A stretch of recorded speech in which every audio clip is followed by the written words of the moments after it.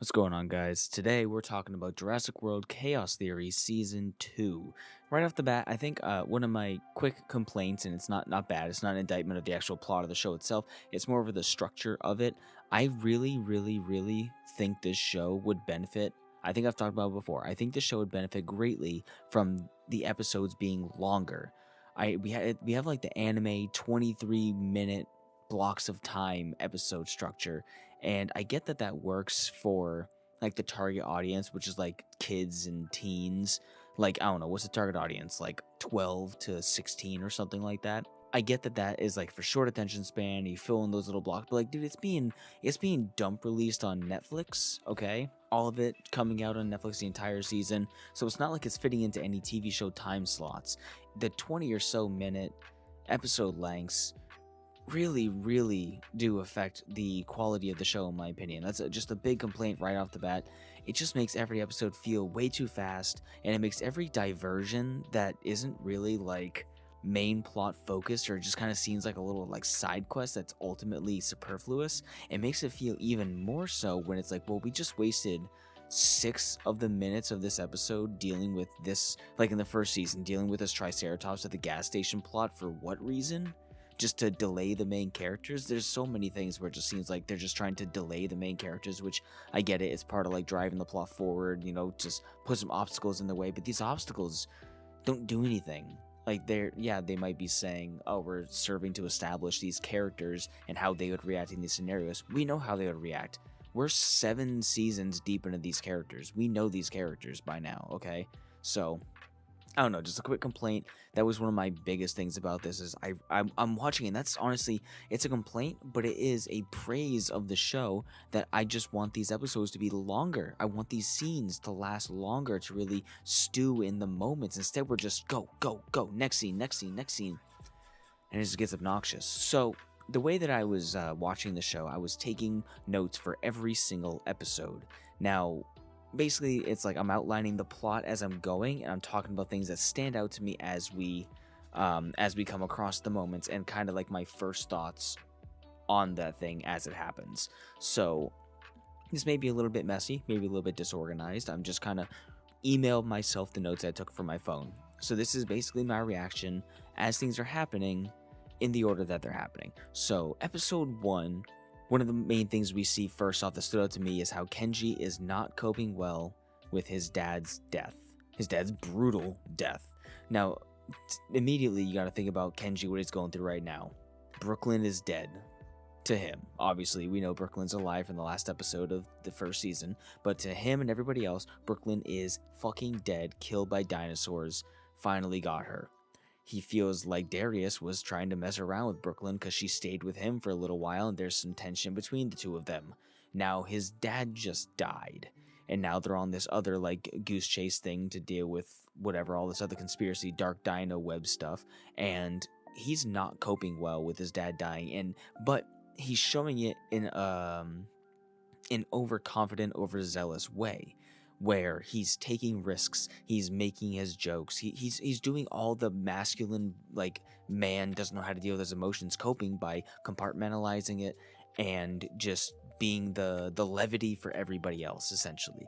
But he's also taking risks throughout all these early episodes and in season 1, where I'll go get more lettuce. Like when they get on the boat, he's like, yeah, I'll go get more lettuce. And while he's out there, he stares off into the ocean. You can see he's totally disconnected from everything. He's thinking about all this shit that's happened, but he's trying to put on a strong face. He doesn't know how to handle it. And he comes back and he's like, oh, I didn't get the lettuce because he threw it overboard. He was so emotional. He dropped the lettuce. He didn't throw it. He dropped the lettuce into the water just to see something in front of him, just to have that little bit of control. He just look out into the water, the ocean that can't be tamed, on a destination he can't control, and feeling like he's completely barred down because they're stealthing on this boat, so they can't like even have the freedom to walk around freely or whatever. They're packed into this container, and then he's holding this head of lettuce and he just drops it into the water. Whether he's letting go of his emotions, he's letting go of these ties that bind him, he's letting go of that sense of freedom, he's letting go of his agency, or he's just dropping it to feel in control of something for a brief moment. And then he returns lettuceless, and they kind of chide him for it, and then he goes like, all right, I'll go back and get more. And then as he goes out there, we kind of stick with the crew a little bit, and they are naming dinosaur calls that they hear while they're sitting in the container. They're like, oh, that's a donka-donka-donkasaurus, that's a piki-paka-dukasaurus. And then they hear a different sound that none of them can quite nail down, and they realize it's a dinosaur that they don't recognize the cry of. And Kenji's out there just kind of fucking around. He's stealthing into the actual, like, the cockpit of the boat and tries to steal some Lay's potato chips, right? And I'm not going to go over beat by beat. It's just kind of like that's the scene. That's what we're kind of starting off with. And I don't know how when we advance through the day a little bit further, once Kenji rejoins them, they're all kind of hanging out and chatting. We kind of skipped ahead to nighttime, and it's pouring rain in the middle of the ocean. And obviously, in the middle of the ocean at night, it's dark as an abyssal black anyway. And now it's raining, so it's even darker. But the rain's also catching any amount of light, right? So they're sitting in this container. They're like 3 containers high, stacked or whatever, between dinosaurs. And they're sitting in this one with the lantern fully on at night in the rain. And I'm thinking, like, my notes, how do they not getting caught? And then immediately, okay, they just get caught because one of the guards heard a noise. So they get discovered. And the man who's, I think, like the captain or whatever, I think, what was his name? I have it in my notes somewhere, but I'll see it later. He immediately goes straight to murder. He immediately is like, all right, we're going to lock them in a shipping container and throw it overboard. Jesus. This is what I'm saying. Like, yeah, the show may be geared towards kids, but this is not a kid-friendly show. They are constantly trying to murder children. I don't think that the implications of that are sinking in with Timmy No Thumbs, who's 11 years old, watching going, they're a dinosaur. But like, they're talking about dropping these kids in a container into the middle of the ocean and letting them fucking drown. Crazy. When the storm's going crazy and everything's kind of like shifting, going nuts, they kind of like bargain their way out of it by saying, hey, we can help you because we overheard that you guys are low on staff on the boat. There's very few of you and you need all hands on deck to deal with the storm. So he goes, fine, kids, I won't drown you in the ocean. You can help me instead. Which is like, okay, sure, man, whatever. And there's one box one crate that kind of toppled over as they're all kind of trying to secure the boat and secure all the stuff from shifting around, and this one container happens to topple over in front of Kenji and them, and the box happens to break open, and a briefcase, like Seto Kaiba's card briefcase, falls in front of Kenji. They open it, and it happens to be the case that has Bumpy's egg in it from the first season. What are the chances of that? Which is just absurd. And that's, again, one of those things where, okay, it's a kid's show, they gotta move the plot forward. There has to be, like, all these coincidences, but come on, man, you couldn't have had a better way to have that. Like, this box happened to fall, this box happened to open, and it happened to have the container that happened to have Bumpy's egg in it. Like, get out of here. It's so annoying. I see that and I roll my eyes so hard.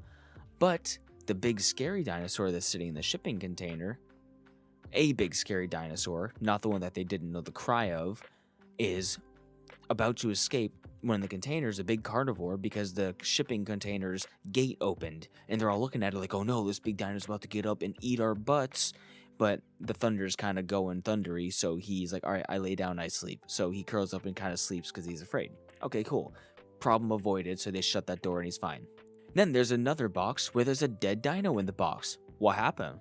What happened there? Why is there a dead dino in this box? The box was closed. And apparently, the captain's like, my god. And they declare that the Majungosaurus is killed the one that it was in there with, and now the Majungosaurus is on the loose on the ship, and he's big and scary. He looks like a 38 caliber snub-nosed pistol, right? And apparently, he's also an arsonist because there's a sudden fire out of nowhere. The boat is on fire. Sick.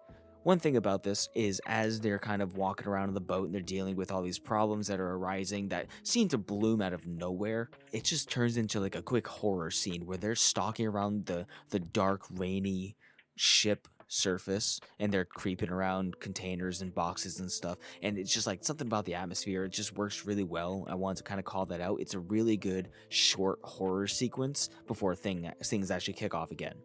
My next note says, oh lord, it's weird. The dinosaur that comes out, the Majungosaurus, is weird looking. Like I said, bit of a snub-nosed pistol face. And a little weird inconsistency. I don't know if I just didn't notice while I was writing notes, but I wrote they just had the box with Bumpy's egg, like the briefcase container, and apparently now like they were just holding it, safeguarding it because they realized it was Bumpy's egg. And in the next scene, we cut over and it's just like left stacked on top of a different box that's now in the middle of an engulfing flame. How did that get there? Who put that there? Because Kenji and then grabbed it and basically stapled it to his nutsack because he didn't want to lose it. But now we cut back to them after the horror scene and it's in the middle of the fire on top of a box. I missed something, I guess. And then my next note says the Majungo looks like a thumb. Next I say, there's no way Darius or the Majungo are sprinting on that soaked ship without slipping. So the dinosaur's chasing them and Darius is like, I'll lead it this way. So he starts running. This ship is soaked, it's tilting, and I assume it's really cold. And him and the dinosaur are running around on the ship chasing and being chased, and neither one of them is slipping. That's crazy. The dinosaur should absolutely, he's top heavy. He should be doing flips on that ship. And then Bumpy's briefcase goes overboard, and Kenji jumps in after the container and lands in the water in the middle of the ocean. And this harkens back to me saying he's taking unnecessary risks. I don't know if he's trying to prove his own worth to himself or to show everybody else that he can handle things so they don't question his little hiccups in emotion or something like that. I don't know how he's projecting, but no human being on the planet would dive in the water after a crate with an egg in it. I know it's Bumpy's egg, but Bumpy is not going to be mad at you, dude. You jumped in the middle of the ocean during a fucking hurricane. Literally no one would do that. It's a raging storm in the middle of the dark ocean, and the only person I can think of dumb enough to do that is Joey fucking Wheeler. To wrap up this episode, so much happened in this first episode. I mean, in my note, I say they need to slow it down because they're cramming so much stuff into a 24-minute time block. So to wrap up this episode, Kenji has kind of been acting like Dean Winchester in Season 3 of Supernatural, where he's like, I only got a year to live. What's the matter? I'm going to go run headfirst into danger. So he's just being ridiculous. And then we do get to see a video of one of the masked dino guys that we got teased at the end of the first season. And in the background of the video, we see Brooklyn just kind of standing there in the background. You're like, what the heck? Because I immediately assumed when I saw the dino mask that the dino mask guy was Brooklyn in disguise and using a voice changer. But nah, she's behind him in the video. So that wraps up episode 1. Let's move into episode 2. My first note says, I think I'm falling for Yasmina. I love her look. I don't know, I just think her character looks good with the bangs and like the little sides that come down, her hair up. I was just like, wow, she looks great. And is she single? No, she's not. And also she's like 20 something, I think. I don't know how old she is. This show, what I've learned in episode 2, or what episode 2 really kind of cemented for me that the formula wasn't changing, is that the show just loved to create pointless drama for what feels like just to pad the episodes, which again doesn't make sense. Why are you padding the episodes when they're so short already? Because some of these scenes feel like, yeah, they're made for comedic relief, for levity, to slow down the go pace of things with a side quest. What I mean is we just saw a bunch of stegosauruses chilling with some farmers on Africa where they landed, even though they don't know where they are, and they don't know that the stegosauruses are chill with the farmers. So they see the stegos at the village, and they're like, we got to get them away from the village. So they move them away from the house. They distract them, they get them out of there, and as I'm watching this happen, I'm like, there better be a goddamn good reason for this. Otherwise, this whole plot of, we gotta get the stegosauruses away from the village is just a waste of fucking time. Thankfully, it wasn't a waste of time, as we learn later, but that's just, as I'm watching the show, I have a distrust of these little side scenes, because a lot of times they end up just being pointless, which is really frustrating after now on to the 8th season of the Jurassic World animated series. And immediately, my first inclination was, I don't trust the farmer mom. I don't know why. Something about her just made me feel like, uh-oh, there's something going on with her. I was wrong. She's fine. She's good. But I immediately, it was my first impression. I didn't trust her. And now, as I was looking at this, Ben was the one that saw the video at the end of the first episode of the masked dino, crypto dino bro, and he saw Brooklyn in the background of the video. And at this point, I'm like, why doesn't Ben just show that Brooklyn is in the video to his friends? And then I couldn't remember. Wait, I think he knew she was alive. I think I saw that in the season. Except I think I saw this scene in the season 2 teaser. So that kind of skewed my idea of like, wait a minute, who knows what about whatever? But no, Ben found out in the video that he sees Brooklyn, and I'm like, just fucking show your friends, dude. You have the video. Just show them. Look, this is Brooklyn, and this is from a week ago. Like, what are you doing? But he doesn't. He just hides it. And I know he's probably trying to, like, as we learn, he wants to get the proof, but, like, you have the proof. You have her on video from a week ago, dude. She's at least alive from a week ago. Come on. My next note says, oh no, the Stegosauruses were protecting the farm. Something from upriver is hungry. So, yeah, we learned from the village mom and daughter that the Stegosauruses were a protective circle. They were the anti-sea bear circle for the giant dinosaur that apparently is apparently upriver, which we find out very quickly is a Suchomimus, a big fucking lizard raptor thing that looks like it belongs in Star Wars. And as they discover this, and they're all running for their lives away from the Suchomimus, because it's like, oh shit, tasty little people things, I'm gonna eat these. And they're running, and I'm thinking, dude, they are not outrunning the Suchomimus. This thing is built for speed. This thing is like a sleek, sexy-looking sparrow from Destiny. This thing is fast. If fast as fuck was a dinosaur, it would be the Suchomimus. Just look at it. Look it up. We get to the point where like the Suchomimus thing, they move along. I can't remember, guys. I watched the episode a few days ago, but that part is resolved and they're safe, okay? And Ben is still not telling them. He's still looking at the video, replaying it over and over again. And I believe he sends a message to an account that he believes is Brooklyn and saying like, hey Dino, whatever, like, what's up? What are you doing alive, Pookie Bear? But he's still not telling his friends. He was about to tell them, right? He's going along through, and he's about to tell them, oh, I got this thing, and then he detracts. He diverts it completely. And I hate it, dude. This is, I'm going to make another Supernatural reference, but this is Sam and Dean manufactured drama for no reason other than the plot and to fill the episodes. Big fucking eye roll for me. My last note on episode 2, because I didn't take a whole lot of notes, was I like how at the end of these episodes, when the credits start to roll, that they actually show some concept art that's different from just the animation. It's actually 2D hand-drawn concept art, and a lot of that art looks really fucking good, and I appreciate that, and because all the artists need to, they deserve to have their art shown, considering it's just a CG animated show. The artists who did concept stuff like that deserve to have themselves be praised. Okay, so episode 3, we get flashbacks of basically what happened with Brooklyn and how, with her waking up realizing her arm is gone, how she was rescued by the lady from the DPW that knows Darius, and basically the events kind of leading up to the moment where she gets her arm bit off. She's sitting on the couch, she wakes up, her arm is wrapped, and she's like, oh no, I don't have an arm, and I have half an arm, and it kind of really hurts kind of really bad. And then as she's kind of sitting there pontificating on how she got here, we get flashbacks, and we see the moments and the days leading up to that accident. And basically, to skim over, we see Brooklyn just kind of treating all of her friends kind of like shit. She sees Kenji and she pretty much ignores him. She gives him half answers. She doesn't look at him half the time. She's on her phone.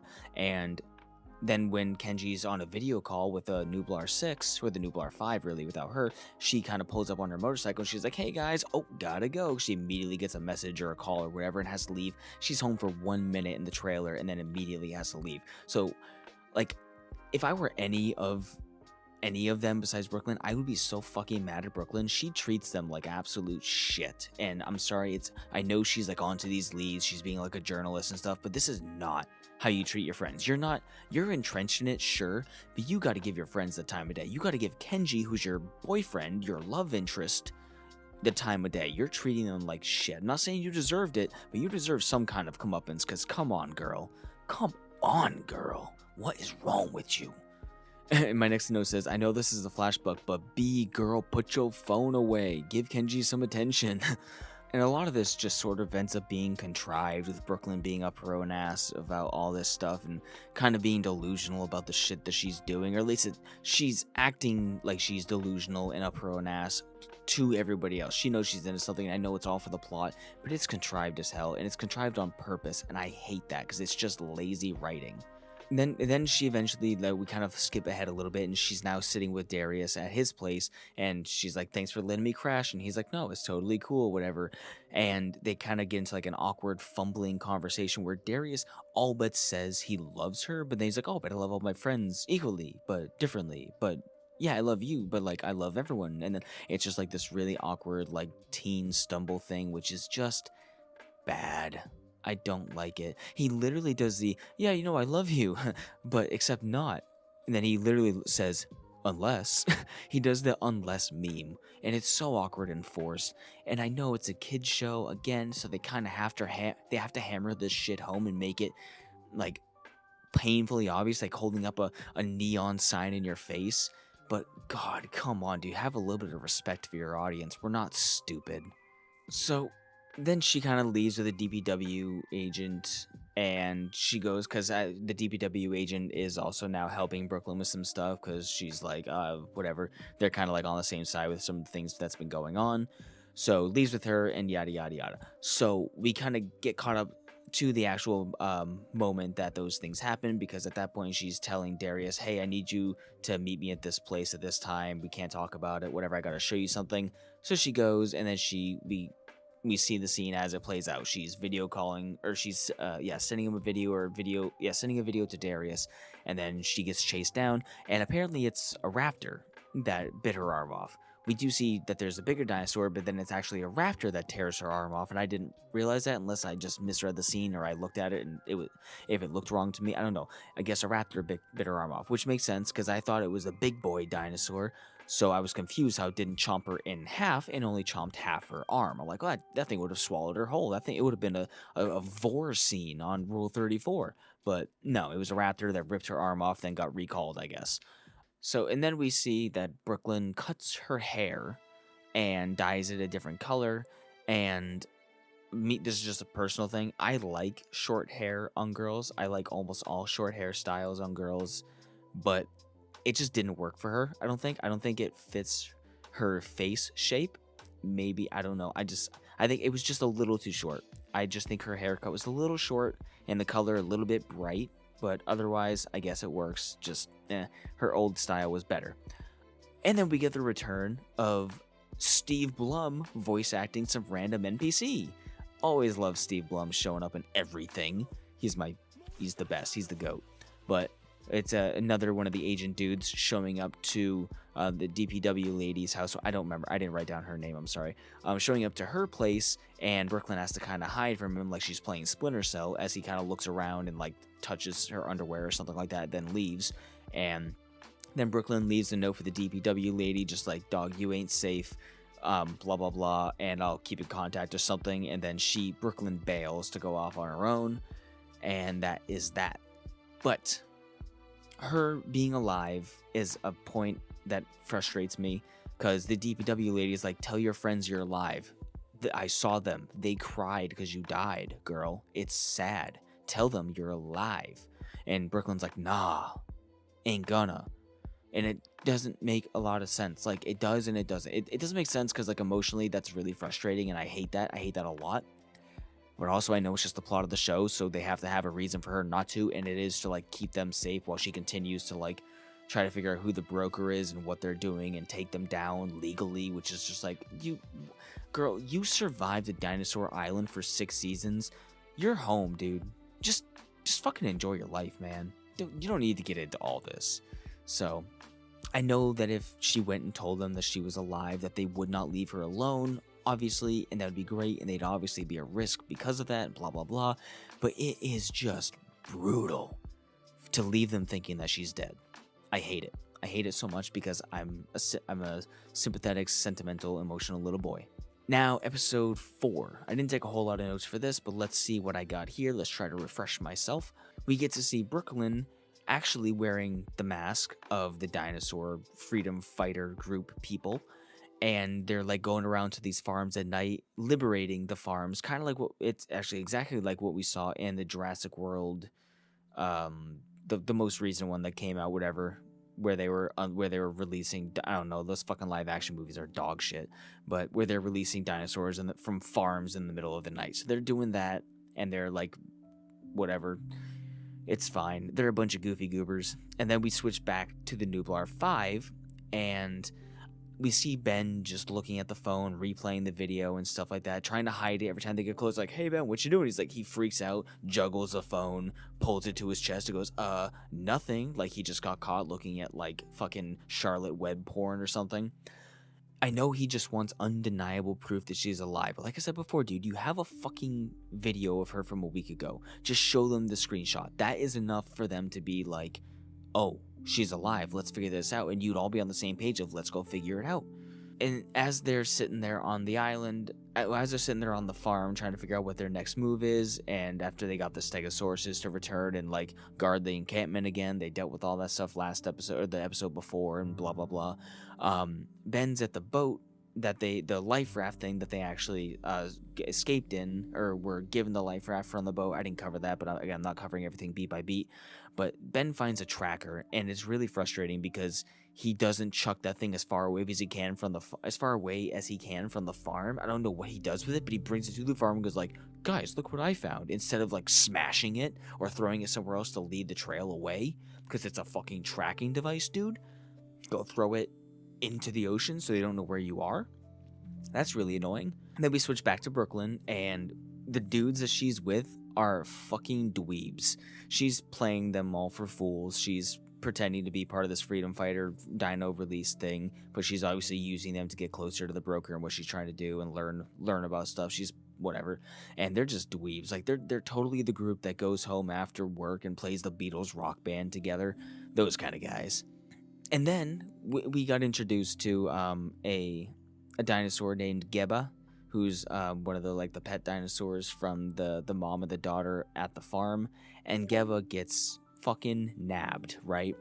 And we see Kenji beatboxing to Stim. He's doing whatever have you. And then Kenji gets walloped, and they take the eggs because of the tracker. The tracker led them to you. So it takes the eggs, and now Geba the dinosaur and the eggs are missing. And voila, here we go. My next note says, that dude saying time to shine made him my hero. What a Chad. My notes are all over the place. So we see that the Dino Freedom people are apparently also murder hungry, and they were planning, once they were kind of made and caught by some people that they were on the farm that they were liberating, they caught them, they blindfolded them, and they were planning on leaving them in the middle of a field for the dinos they're going to release to stampede over. They were just going to leave them there to get run over by a bunch of dinosaurs. This show loves to want to murder. And I feel the need to point that out every time because this is a kids show and everyone's trying to murder everyone. There was a whole plan for the dino people to like travel to, they were trying to get their ins with the broker people and whatever, and like get on a boat that would then take them. I think Brooklyn was convinced them to basically take the next step to go international and take their dino liberating operation to a specific region of Africa where she could get closer to the broker and her operations based on all the intel that she has and that she knows. Editing Chris here. Actually, I make this note later. I fix myself later, but they're actually going to Dubai, not to the section of Africa that the Nublar 5 are in. They're going to Dubai so she can get closer to like her loft wherever she lives. And then, so they got in with that, but she got the passcode, and she got ahead of the Dino Liberation people, and got on the boat herself without them, and now she is on the way. Now, episode 5, my first note is saying, as sweet as it is, these people, as in the Nublar 5, the daughter and the mom from the farm, are way too lovey and supportive of each other. It drives me nuts. That stuff is nice to see. But in a show like this, again, where we have such short episodes where they cram so much stuff in, and then we take a break for like a fast forward sequence of them going just like, I just want to support you. I like it when you support me. Hug, and then they hug, and it's like, ugh, fucking, bleh. Come on, guys. It would be so much better if you didn't have to cram this stuff in, and just compressing it into a little ball of mushy lovey, and it's just, it comes off bad when it's so forced and fast like that. Ben is still hiding things, and my note just says, Jesus, Ben, just tell them. Because obviously it's going to be too late at some point, or whatever have you. And then we switch back to Brooklyn.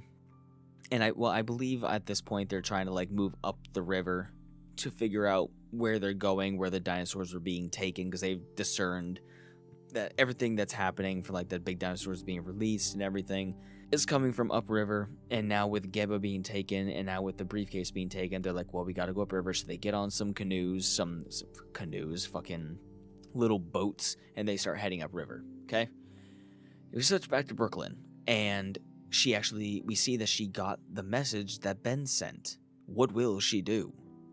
But she doesn't respond. She doesn't do anything. And keep in mind that their names are like, online aliases or whatever. So it's not like Ben sent a message to Brooklyn. It's Stoner Girl 66 got a message from Big Beefcake number 9 or whatever. So she doesn't respond to it. She kind of closes her phone, and then we see that she's currently door dashing her way into the broker's apartment. She's walking in there with one arm and a short sleeve shirt, carrying a brown paper bag, like, yo, who ordered Chinese? You got the dipping sauce. And she knocks on the door, and it works. Like, she gets into the apartment, and she's just in the apartment now. It's like a big loft. Like, it's one of those places where it's like 85 floors, and she rides an elevator to the floor, and it just opens up into somebody's personal living space, I guess. So she's walking around as if there wouldn't be security cameras, and as far as we know, there aren't. But she's walking very confidently in a futuristic world where security cameras are the size of my pee hole, okay? And she just doesn't care. She just walks around. And then immediately, of course, the elevator opens, and we see a lady walk in to her own domicile. And they're just like, oh, hi, DoorDash? She goes, oh, this is the wrong floor. I was supposed to deliver to the floor above you, whatever have you, blah, blah, blah. Then eventually the lady is just like, hey, you look kind of cool. Sit down, I'm going to paint you, because the apartment's full of paintings. So Brooklyn sits down, I guess, even though this would never fucking happen. You know she would look at this lady and go, this is the broker, I gotta go. Even though she can't prove, she doesn't know that like where she is the broker's like sweet pad. But she would not hang around in there like that. Brooklyn would fucking leave. But no, she sits in the stool, she poses like there, and they start talking. And my first note says, this lady seems okay, but of course I should be skeptical because it's a fucking beautiful woman in a TV show. So obviously she's going to be important. Then we switch away from that, and we see that Kenji is yelling at Ben to like go faster up on the river, and this really bothered me because it's like yeah, go faster up the river. We need to keep up with him. We need to catch up. We need to go get Bumpy's egg or whatever. Dude, just switch seats and you do it. Because Ben's getting distracted. He's like manning the motor and the steering, and he's looking at the phone, waiting for a message back from Brooklyn, and he's slowing down. And Kenji starts yelling at him. I said Benji, like it's fucking, was Benji from different property? I don't remember. And he just like starts yelling at him. It's like, Kenji, just switch seats. You do it. Why is this a thing? And again, that's probably just adding towards like he's emotional. He has all this pent up stuff, so it's kind of being released at random times in random ways, but whatever. And then they kind of get to the point where there's like this Brachiosauruses in the water standing in their way, and they pull up and there's a camera angle where you kind of look up to the Brachiosaurus. And my note says, I want to live my life as unbothered as that Brachiosaurus. He's just sitting there chewing on some leaves, does not give a fuck, does not care, and it's great. And something that really bothered me is when the Brachiosaurus like are moving in the water and they're stepping, the stomping sound is way too loud. It's way louder than it should be, and it doesn't sound like it should. Like when you're stepping in water, the water is absorbing a lot of that stomping sound, and it dissipates it, and it makes it more bassy and deep, and doesn't reach as far because the water muffles it, right? No, they're walking in the water, and it's just normal. Like, no, that doesn't make any sense, and that bothered me way more than it should have. But then we switch back to Brooklyn, and we see the lady pull out a little fucking Roku remote and presses a button with a laser pointer and aims it at Brooklyn, and then all of a sudden a velociraptor comes out of nowhere and just starts snaking around Brooklyn, and she is freaked. And they animated it so well. They did so well with the actual voice actor doing all like the panic, like muffling noises and whatever, like how she's conveying the character and stuff. And it is so tense, like so fucking tense. And I know that if I was Brooklyn, even without the context of having this thing already ripped off my arm, because I'm pretty sure this is the raptor that did it, I would be shitting myself. Because there's a raptor 1 inch sniffing her and going, you want to play Fortnite? Is what this raptor's doing. and she's freaking. And obviously we reveal that this is the broker.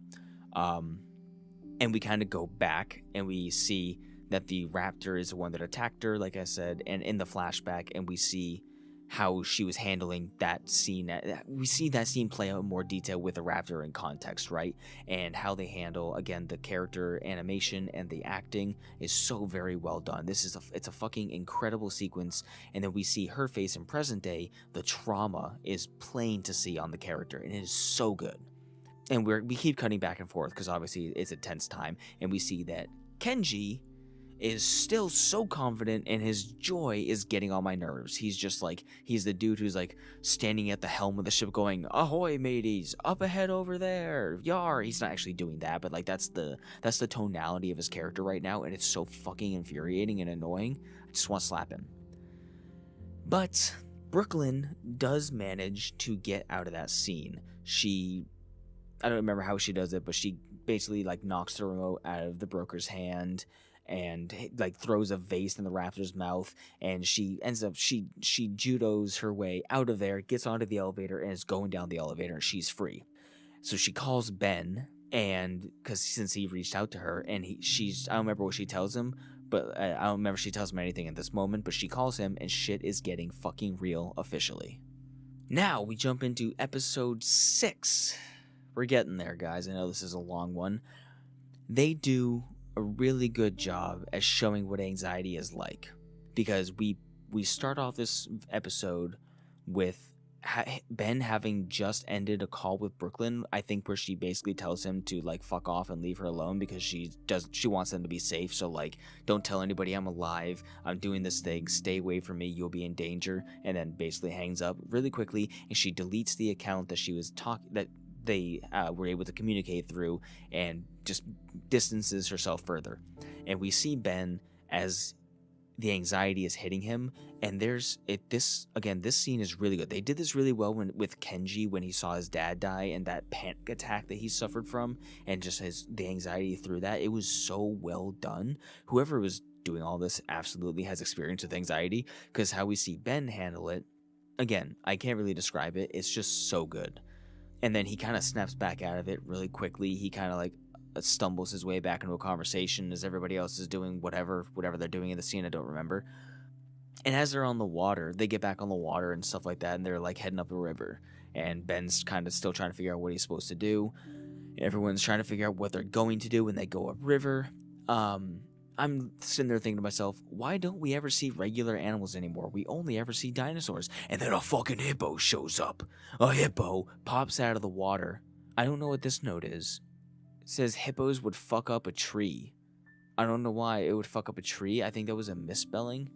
I think it must have been a mistype. But hippos would fuck up anything, okay? Hippos fuck up everything. And the hippo's attacking them because they're on the water. And it's like mouth is open, it's like getting ready, like it's tilting the boat.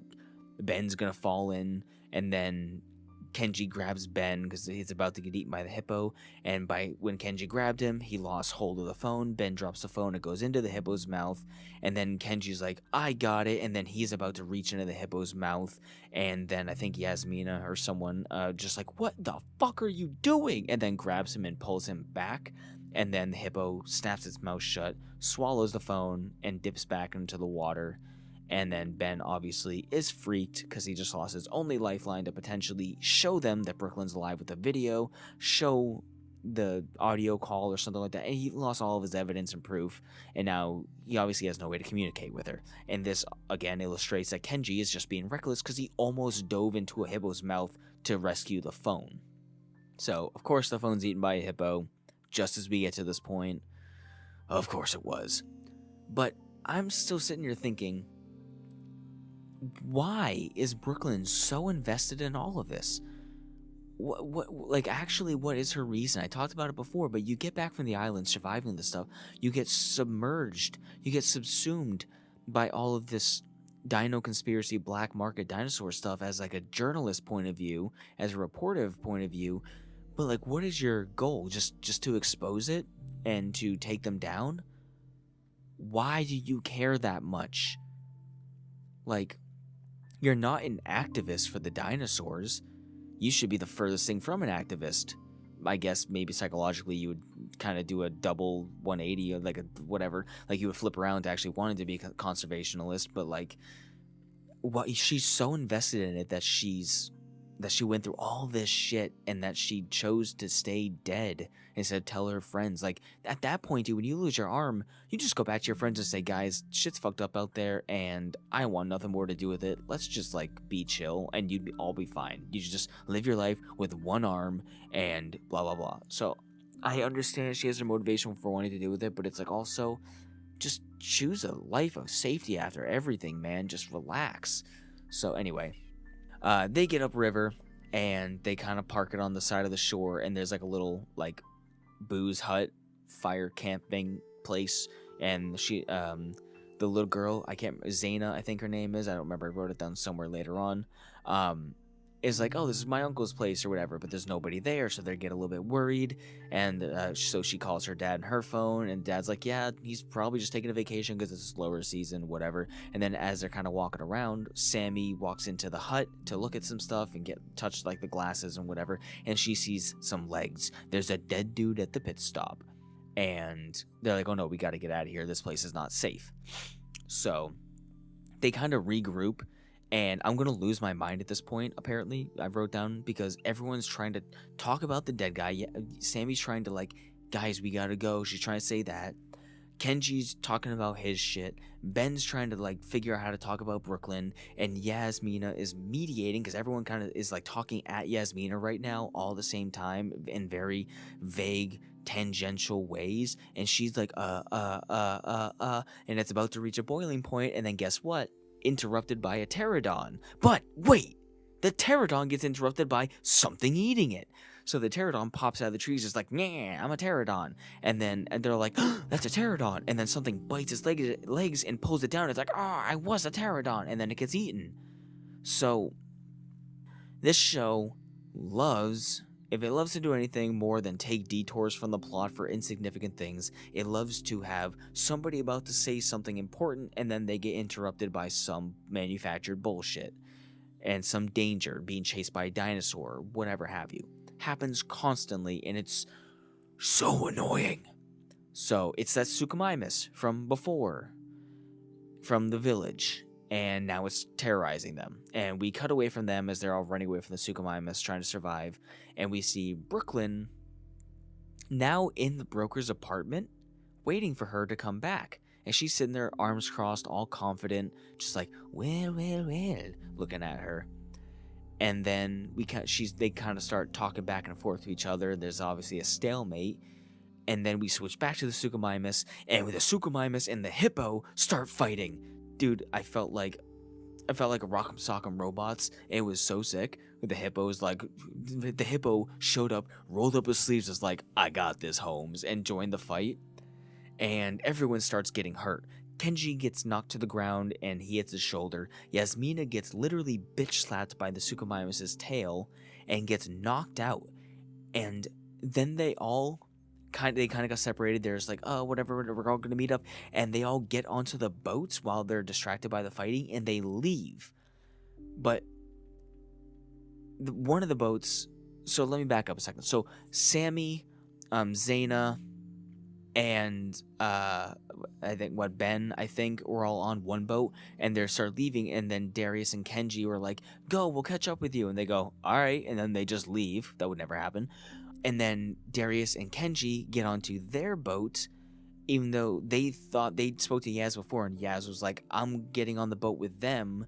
So they thought that Yaz was on their boat or whatever how it happened. They thought that Yaz was on the other boat. So all the boats leave, and they're separated from each other, so they can't confirm that Yasmina's not with either one of them, because Yasmina got tail whipped and is unconscious. So they leave her without realizing it. Switch back to Brooklyn, and she has the laser pointer, and she's threatening the broker with the laser pointer.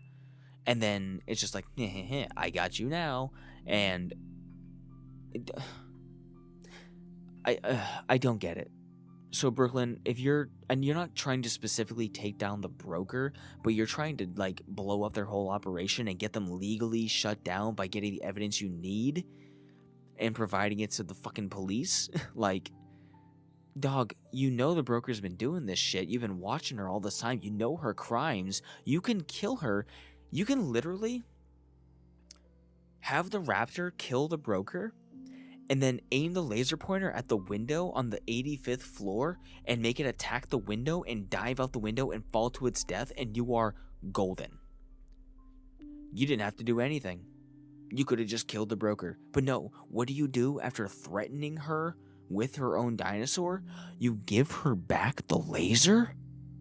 I know you're trying to bluff a partnership kind of thing, like you could have killed me, I could have killed you, but let's work together because now we're on the same page. Even though hours ago you were literally shitting liquid ass on the stool because she was threatening you.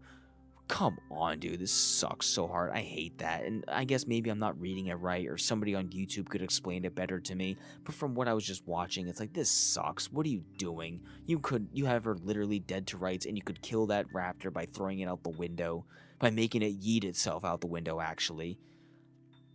But no, you give her back the laser pointer so she can kill you because she clearly wants you fucking dead.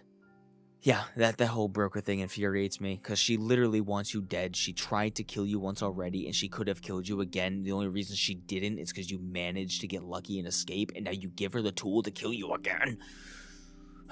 So, anyway, and now with their new quote-unquote, their tentative partnership, she says that she's sending Brooklyn to Senegal, Africa, which is where the Nublar 5 are, to go do whatever she's going to do.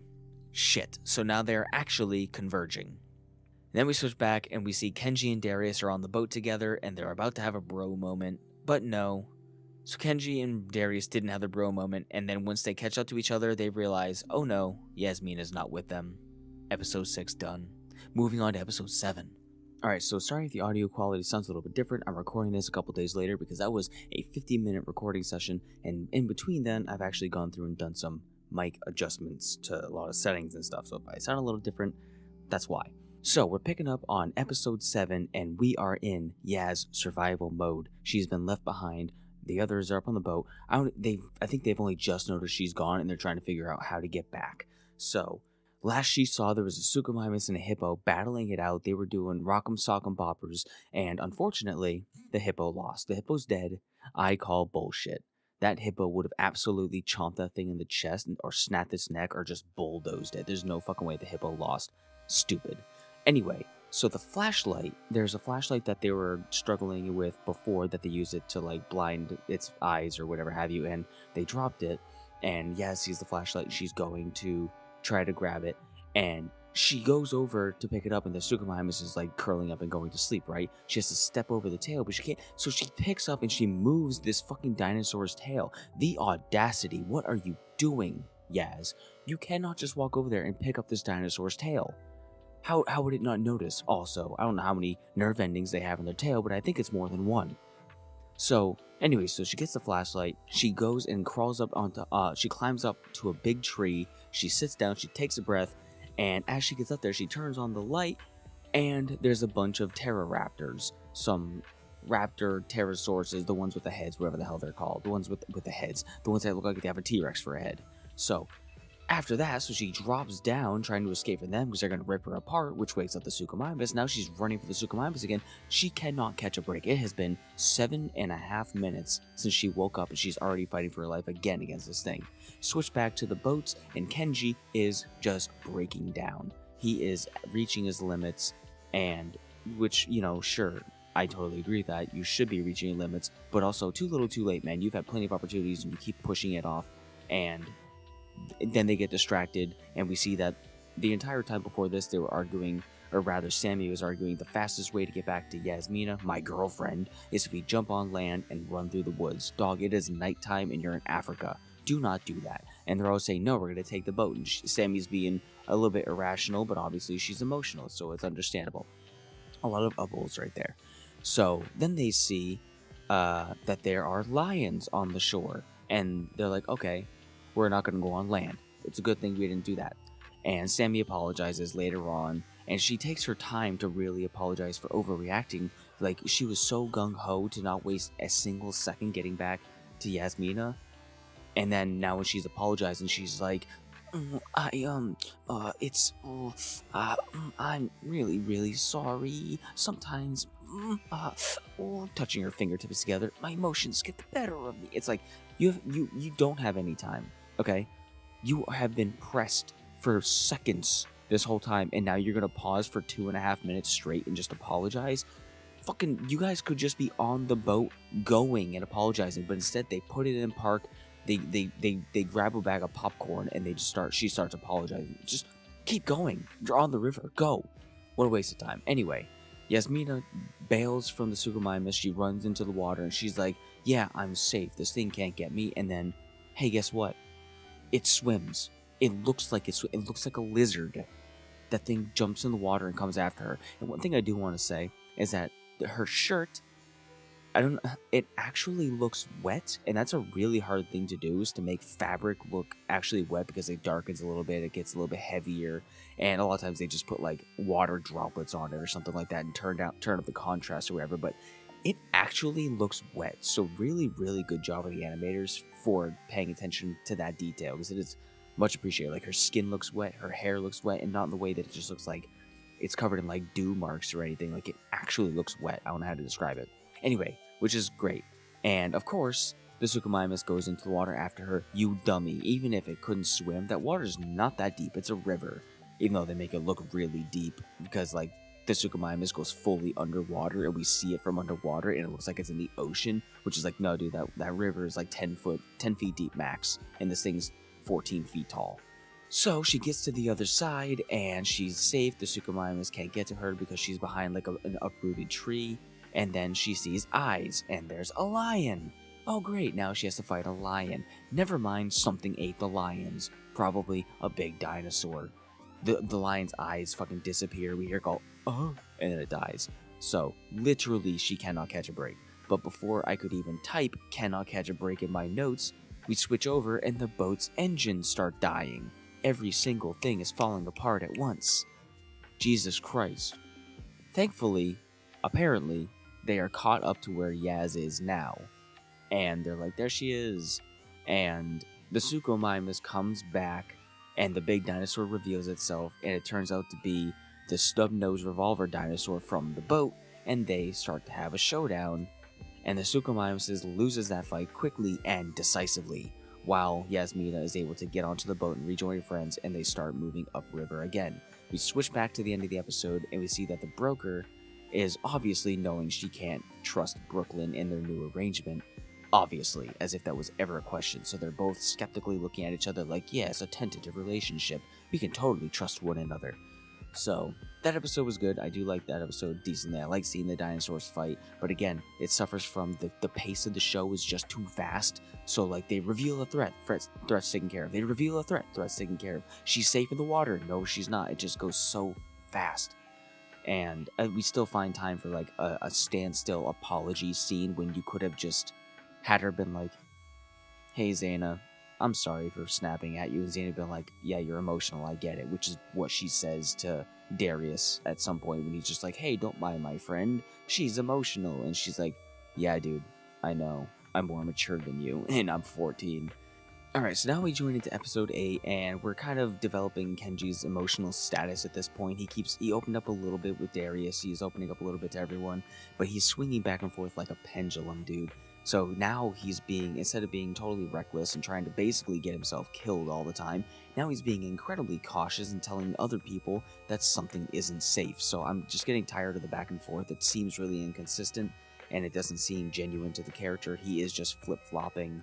I mean, yeah, people do this, but it's just such a stark 180 that it's like, okay, I just roll my eyes at it. I keep rolling my eyes at a lot of stuff.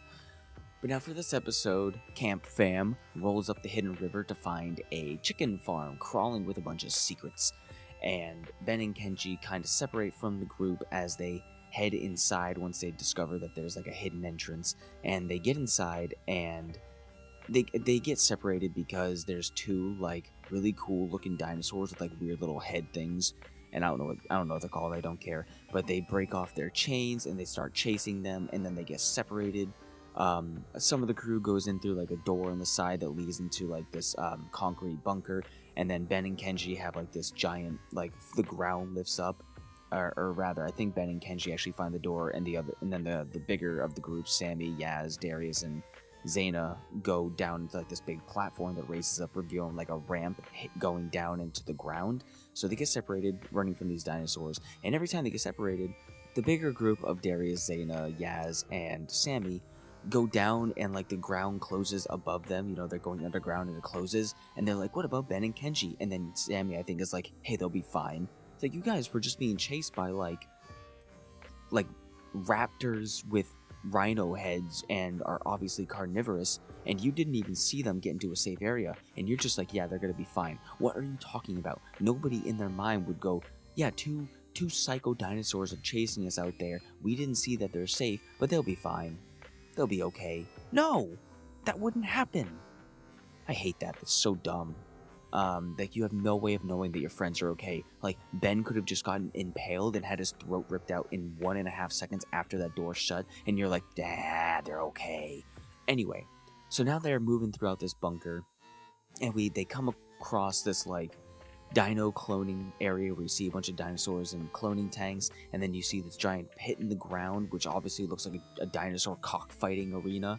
And then we see the Captain Lang, the dude from the ship who is going to drown them. He shows up, and he's like, "Kids, what up, yo?" And he's kind of like testy, but he's also not like about to kill them like he was going to before. The Raptor shows up. The Raptor that I believe at this point now, Brooklyn and the Broker, they're on the same continent, they're in the same area as them, and now they're in the bunker, and the Raptor shows up, right? And they start getting chased by it, and what they decide to do is they start to use a ladder, and they drop down into the giant concrete pit that's obviously a gladiator arena. Why would you run from a raptor and drop into that pit? They don't take fall damage. Raptors are immune to fall damage. They have feather boots, okay? They have feather fall boots.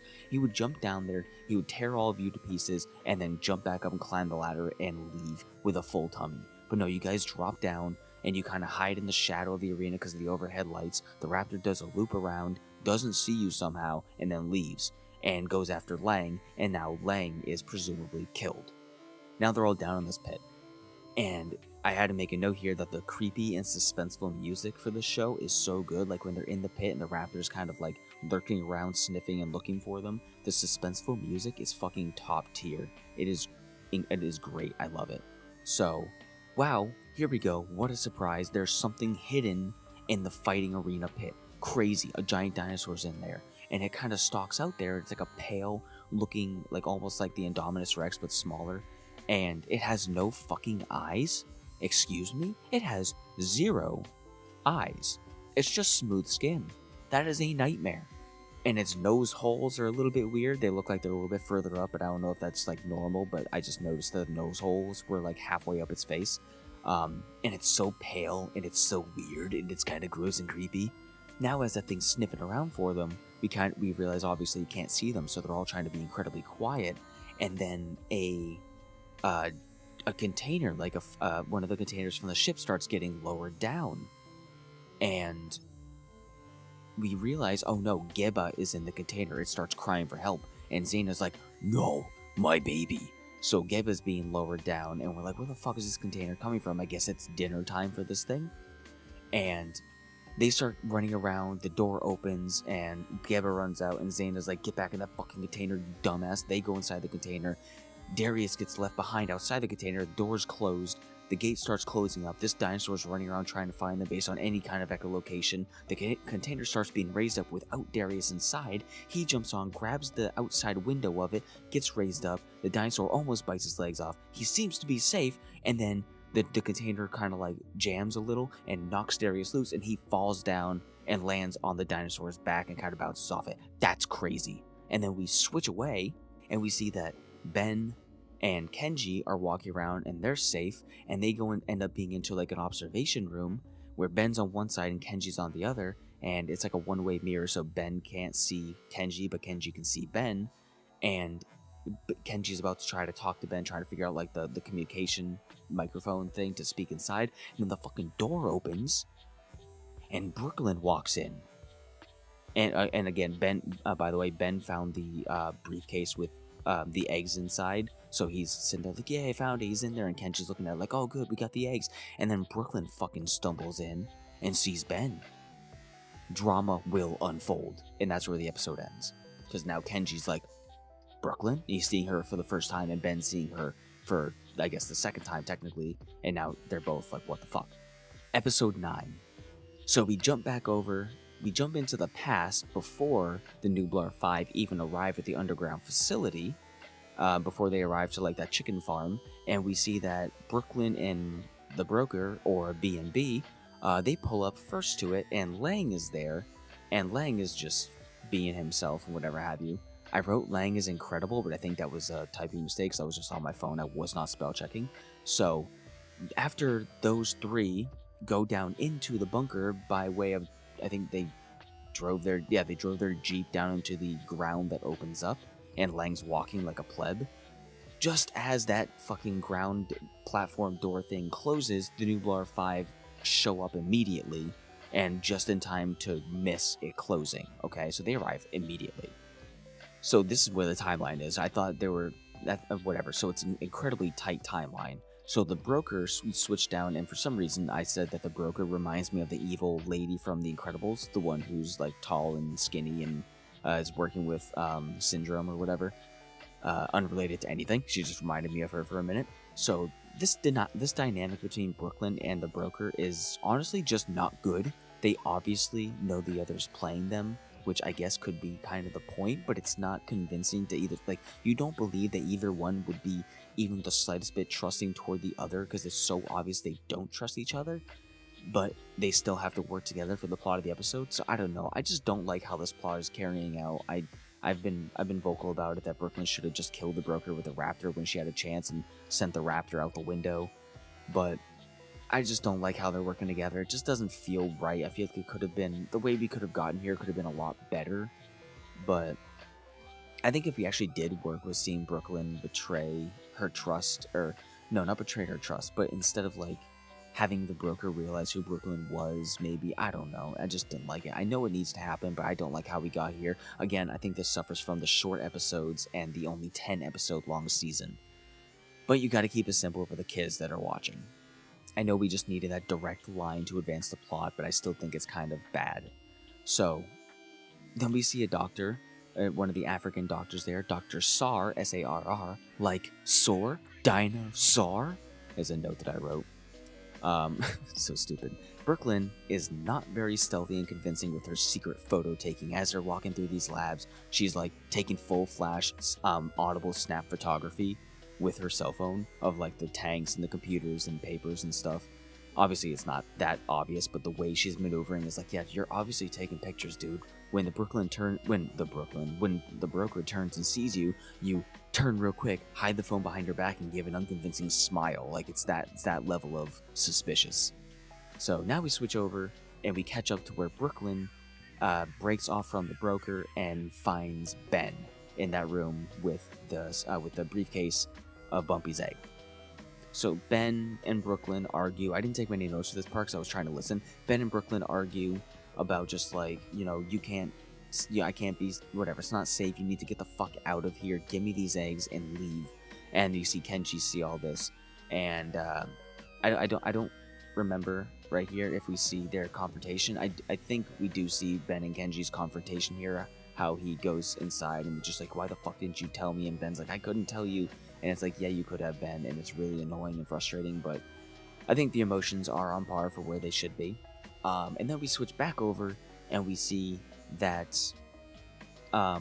Darius was actually Darius. I don't know why I said Darius, I confused myself. Darius, when he falls back into the pit with the others inside of the container, and he's gonna basically get killed by a dinosaur, we see that it was actually Brooklyn the whole time who was controlling the container and trying to figure out the controls and maneuver it all with one fucking arm.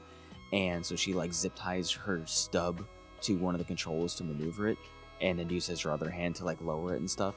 And we see that it's her controlling the container, and ends up trying to like crush the dinosaur and give Darius a chance to get inside. He does eventually get inside the container and is rescued from that by Brooklyn. So she raises the container back up and it keeps them safe. And the container is like raised in the air. She leaves that room.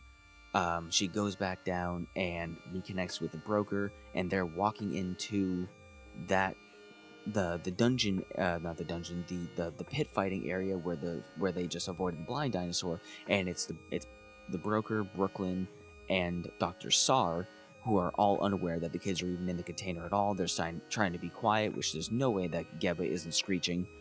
And they're walking in, and Dr. Sar's like, let me show you my cool experiment of this blind fucking dinosaur. And they're like, wow, dude, that's pretty inhumane, but the broker's pretty excited about it. So as they're about to walk up, you're like, oh shit, the Nublar 5, they're about to see that Brooklyn's alive, because they're walking right into the room that they're above in the container.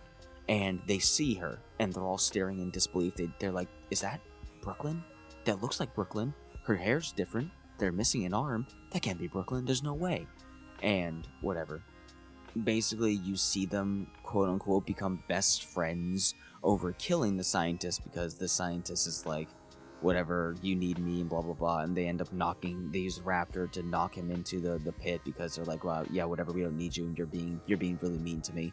So he falls into the pit. The blind dinosaur is like, whatever, and he runs into the dark, and we assume he's dead. And we see that Brooklyn and the broker are like, yeah, that was pretty sick. They knuckle touch, and they're like, we killed that guy in cold blood. That was awesome. And all the camp fam is like, we just saw what we assumed to be Brooklyn get excited, or rather be agreeing towards killing that scientist with a dinosaur with this person. What the fuck? So now they're going to be pissed that she's alive and seemingly the antagonist. So now everyone knows that Brooklyn's alive, and Brooklyn and the broker and the raptor leave that area, and they're all up in the container, and they're like, what the fuck? So, and we also just hear, Brooklyn hears that the broker is going to now nuke this entire facility to erase all evidence of it, I guess, for whatever reason, and they don't know.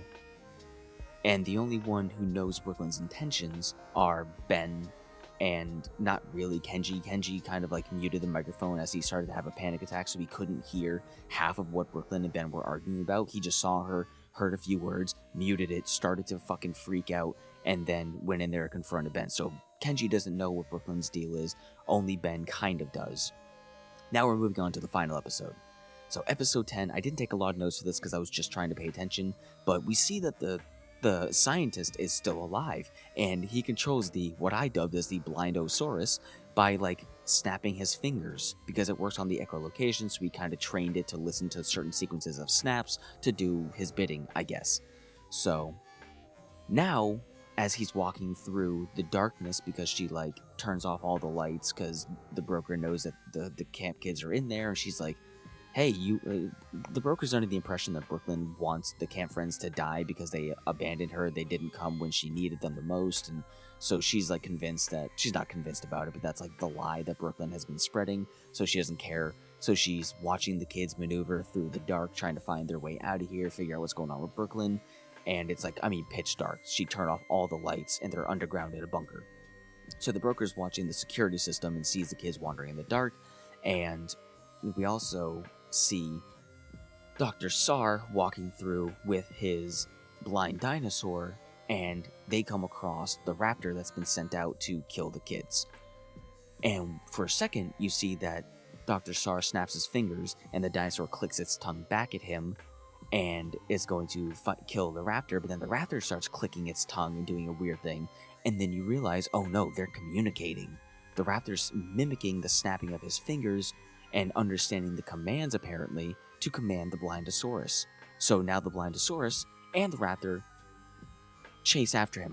Raptor just turned him on his boy. He just said, hey, fuck that human. He went, yeah, fuck that human. And they chase him into the dark, and we see that Brooklyn and the broker watch on the camera feed as the dinosaurs rip Dr. Sar to pieces, and Brooklyn has to look away. She's sickened and traumatized by it, and the broker's like, enjoying the show, obviously fucking with her.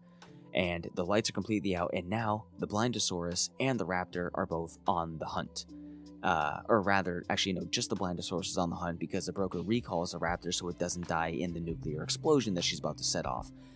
And as they're walking in the dark, with the broker having like night vision goggles and Brooklyn just kind of trusting her in the dark with a raptor right behind her as they're trying to find the exit, I'm just like begging and pleading that Brooklyn just snap her fucking neck and be done with it. And this is before the raptor shows up to them, but then the raptor shows up, so she misses her opportunity. So now we're walking through, we rejoin the group, and I love how Zaina uses the flashlight of her phone in the dark, and we can actually see dust particles in the air. Again, paying attention to the little details that make the environment feel less like Shrek the movie, where it's just a CG environment, right? So now, as they're walking through, with everyone rejoined together, there is zero chance that Geba isn't screeching the whole time, hearing something moving in the dark, being in the dark, and just whatever have you, being terrified. There's no way this dinosaur is not screeching around. Also, this is my worst nightmare. Being lost in the dark in a claustrophobic space, being hunted by a dinosaur that doesn't even need to see me. Fuck the shit out of that. Now, they encounter the Blandosaurus, and of course, as they're running, whatever have you, it's getting confused by all the noise all around it, so it can't lock onto a target. They eventually run and they find a door to hide behind, and the amount of doors that save them in dire situations in this show is unreal. It is absolutely unreal. They always find a door to save them, and it's fucking annoying. It's contrived at this point. And then as the raptor, I guess, apparently, I don't remember this, I guess the raptor shows up and Geba kicks the raptor in the head, which I found to be hilarious. I thought the raptor rejoined with them, but I guess it hasn't rejoined them yet. I can't remember, man. My notes, I didn't take as many notes as I thought to keep myself in total sequence, but here we are. So now, as the broker exits the building, Brooklyn shuts the door behind her and is going in to do something to save them. She pulls the fire alarm and to kind of give them a heads up to evacuate. So B went in to do that and then left with the broker right after, and apparently the broker doesn't know that she did that, even though if you pull the fire alarm, there would be alarms on the outside, I assume. Even though it's just a chicken farm, I'm sure there would be a couple of alarms going off outside as well, but whatever. So a few minutes pass, and we see that the broker blows up the building. And we did see the Nublar 5, except for Ben and Kenji, because they were still separated. We see Zaina, Sammy, Darius, Geba, and Yasmina. We see them escape, but we don't see Ben and Kenji. Obviously, they're not going to die, but as far as we know, they were still inside trying to find a way out. So they stole, apparently, a Toyota Camry and drive out of the building before it blows up or whatever, in the rubble or whatever. They drive out and they just kind of fly, and they're like, oh shit, they're alive, and they left us behind. I guess they're doing something important. They're going to get Wendy's, I guess. So, closing in the climax, Brooklyn goes with the broker on getting onto an airplane, and there's like a small car chase, whatever have you, before they get there, whatever have you. They arrive at the airplane, and everyone kind of meets up. And as Brooklyn's about to get on the plane, Kenji grabs her by the arm, gives her like the puppy dog eyes, and it's like, babe, you're alive, and you're going with her with the briefcase? Why are you taking the briefcase? What are you doing? And Brooklyn is like being observed by the broker as she's, being confronted by her friends, and as the broker wants to see, do you really hate them? Are you going to leave them behind? Are you going to betray me? What will you do, girl? And Brooklyn is really cold about it, and she's trying to keep her cover, even though there's no fucking cover. The broker knows you're not in it. She knows you're playing her.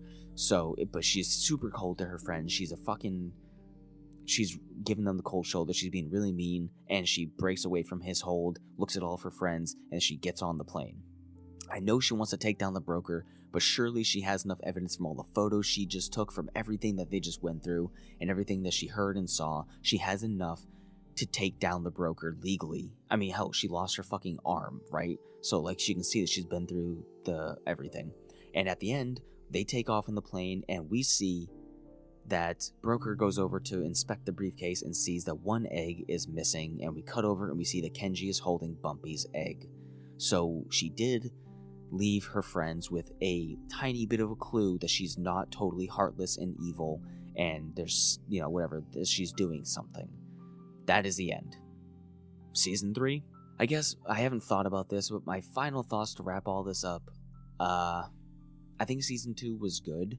I still think that so far, Chaos Theory is not holding a candle to Camp Cretaceous. I like the elements of Camp Cretaceous better. I like the people out of their element trying to survive. I like the they're not good friends. They don't have a lot in common, but you see them starting to bond in survival and how their differences kind of mesh. And a lot of that has kind of hollowed out now and is replaced by how they're grieving differently over Brooklyn's death and how they're adjusting differently to coming back to the real world. In Chaos Theory, we see Yaz and Sammy's, bond, but dynamic of Yaz avoiding everything and how she's on that dinosaur recovery traumatic island, and how Sammy's trying to give her space but gives her too much space because they don't know how to interact on that level yet. We see Darius and his feelings for Brooklyn struggling, how he interacts with her and how he interacts with his friends, and how he takes the opportunity to continue his knowledge of dinosaurs, joining the DWA or whatever it is, and then how that kind of falls apart. We see Ben just kind of going about doing his thing and still being like the string that connects all of his friends together, but whatever. And we see Brooklyn go down the rabbit hole and kind of abandon her relationship with Kenji. And Kenji, again, none of them knowing how to adjust to the world and interact with each other and how to intermingle their traumas and kind of spreading out a little bit. And I think, again, Brooklyn went way too deep in the rabbit hole, but I guess that was her coping, and that was her mind kind of going into overdrive on a specific thing. She just got too deep and she couldn't pull herself out of it. And I don't know, I like the dynamic of the first series better, but I am interested enough to see. I do like how the Brooklyn being dead thing and coming to light now, I like what that implies for the rest of the show, how everything's going to kind of crash and break apart and come back together. I am interested. I'm curious of how many seasons they're going to go with this, because I was surprised they went through 6 seasons with the first series. But yeah, I don't know. I can kind of see where things are going to be going. It's pretty predictable in my eyes how I think, Brooklyn's gonna have to make a decision that saves Kenji or her friends with the broker watching. It's gonna make a decision to see her save them and then turn on the broker, and then she's like, I've been blah blah blah, I'm now joining my friends again. Broker will be like, ha ha ha ha, I knew you would, and then throws like a King Ghidorah dinosaur at them that they then have to survive. And then at some point Brooklyn's gonna actually die, and Darius is gonna have to actually show up and be there for her and save her, and they're all gonna reconcile. Brooklyn's gonna break down and cry, and everyone's gonna have a big group hug, and it's gonna be stuff like that. Obviously I don't know how because we've changed so many antagonists in Camp Cretaceous. We had, what was it, I think it was the Indominus Rex was on the island, and we got to see Kenji become a bad guy. We had Kenji's dad being the big bad guy, and we saw all these mini villains take their turns at being the villain arc. And in series 2, we had Penis Head Lady who controlled the raptors with the whistle. We didn't see her once this season, as far as I know. We didn't see her once because I didn't make a note about it. I would have been excited. So I can't wait to see how she comes back into play, what her role will be, if there's somebody above the broker, because I'm sure there is. So overall, it's decent, not as good as the first season and not as good as the first series, but I am excited to see where it goes from here. So if you made it to the end of this, thank you so much for watching. Leave me your thoughts down below. Now, if you didn't know, I'm also a writer, and that's why I kind of look at these things in not like a unique way, but I can think about dumb things often because I think about dumb things to write. So if you want to see anything like that, I write books. I have a poetry collection book and whatever, all that's available on vengeancebooks.com. Check it out. Subscribe for more. Leave a like if you enjoyed. Check out my coverage of the first season and the first series. I covered the first series as a whole because I binged it all, but I'm taking this season by season because, yeah, that's what I'm doing. Anyway, this is Rambly. I'm bad at this. Thank you for watching. I'll see you in the next one. Bye-bye.